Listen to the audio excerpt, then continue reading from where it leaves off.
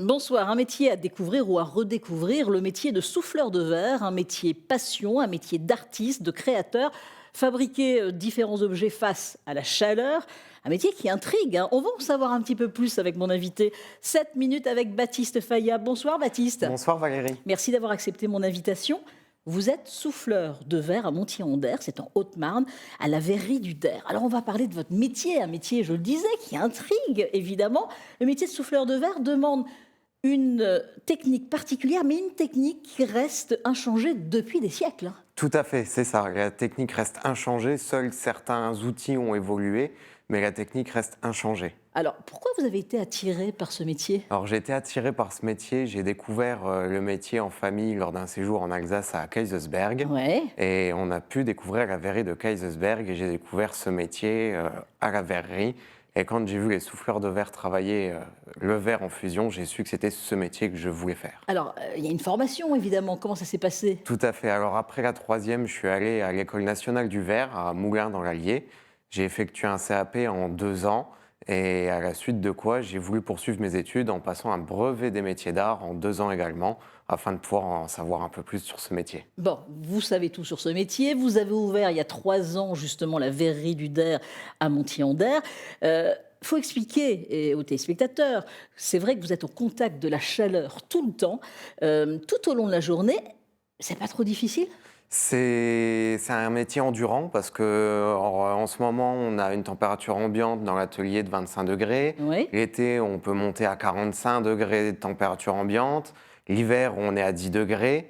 Et près des fours, on est constamment entre 50 et 60 degrés. Ah ouais. Donc c'est vrai que c'est assez endurant, notamment sur l'organisme. On se déshydrate très vite et on doit régulièrement s'hydrater. Faut s'habituer évidemment. Au début, c'est pas facile. Exactement, c'est les 2 premières années d'apprentissage, c'est là où on s'habitue. Alors, c'est vrai que je le disais, ça interroge toujours le public. On aime vous voir justement fabriquer des objets, réaliser certains objets.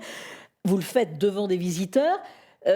C'est un objet qui est unique généralement ou non? Il peut y en avoir semblables, mais souvent ils sont uniques. Il y a toujours. C'est ça, c'est des produits qui sont uniques et ils sont certains semblables en forme ou en hauteur, enfin sur certaines similarités, mais sinon ils ont tous leurs propres particularités où la couleur va réagir d'une telle façon, où ils seront tous un petit peu différents, ils sont tous uniques. La difficulté, c'est qu'il ne faut pas de bulles, c'est ça? C'est ça, c'est la grande difficulté du métier, à l'origine on ne désire pas avoir de bulles et sur certaines pièces, certains objets, au contraire on va vouloir en faire un décor et Ah donc ouais. on va venir créer volontairement ces bulles Ouais. avec différentes techniques en fait. Alors parlez-nous des différentes étapes justement. Il y a la forme, hein, vous réalisez, mais après il y a d'autres choses, hein. Il y a la cuisson évidemment. Expliquez-nous. Alors du coup, il y a la préparation de la couleur selon les motifs. On peut aller de 10 minutes de préparation à 1 heure.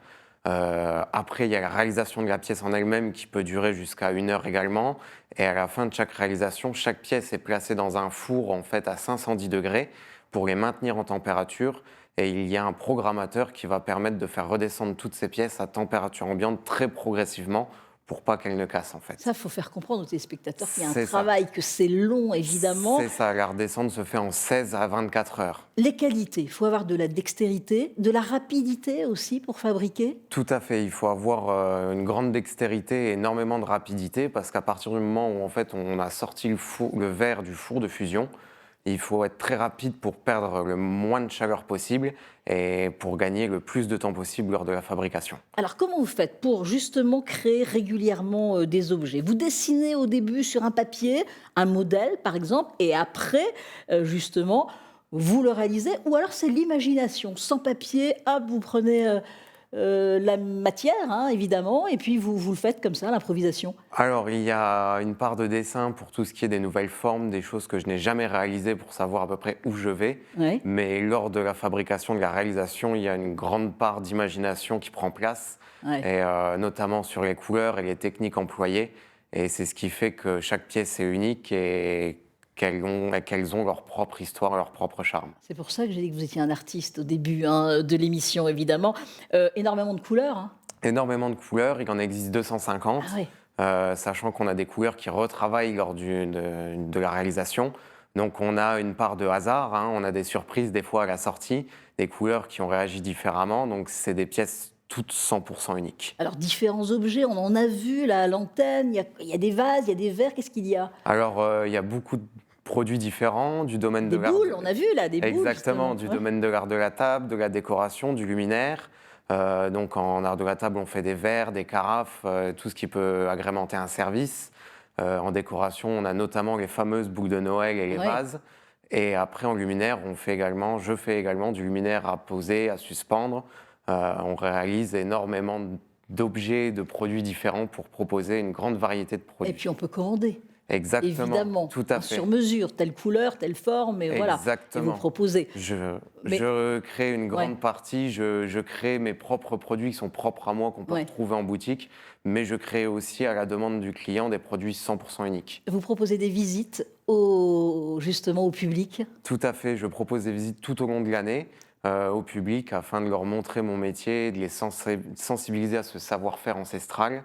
Et je leur présente également à la fin de chaque visite et de chaque démonstration la boutique afin qu'ils puissent voir des produits finis, étant donné qu'à chose qu'ils voient les couleurs ne sont pas refroidies, c'est du produit non fini. D'accord. Donc là, pour fin avril et pour les prochains mois, c'est quel jour? Alors on peut venir en visite du mardi au samedi de 10h à midi, de 13h à 18h en réservant, en appelant un petit coup de fil et on vous accueille, on vous reçoit avec grand plaisir. Et vous proposez des ateliers en 10 secondes. Vous proposez des ateliers pour apprendre à Tout à réaliser? fait, on Ouais. réalise des petits ateliers pour initier les personnes au métier et les faire passer de l'autre côté en coulisses Eh ben, afin qu'eux-mêmes puissent se prêter au jeu de vous fleurs de pouvez verre. vous renseigner en tous les cas. Merci beaucoup Baptiste Fayad d'avoir accepté mon invitation. Merci à vous.